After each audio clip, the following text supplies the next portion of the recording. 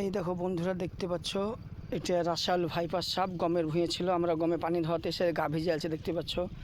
দেখতে পেলাম আর একটু খোলে আমার কায়েব ভাইকে কামড়ে দিত চন্দ্রকোনা সাপ, যেটাকে চন্দ্রকোনা বলি, আর এমনি ইংলিশে বলা হয় রাসেল ভাইপার। দেখতে পাচ্ছেন কত বড়, একবার যদি কামড়ায় তার বাঁচার কোনো নাই ভাই।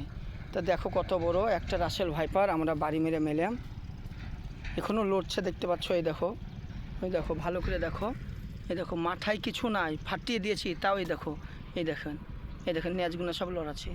এই দেখেন, এই দেখেন, এই দেখেন ন্যাজগুলো সব লড়াচ্ছে। এই দেখেন মেরেছি তাও। রাসাল ভাইপার বিশাল খতরনাক সাপ। সবাই দেখে শুনে গমের জমিতে পানি ছেঁচবেন, সাবধানে ছেঁচবেন, এটাই বলার ছিল ভাই। দেখে আর কিছু না, একটু মাঠে ঘাটে আসবেন, সাবধানে আসবেন।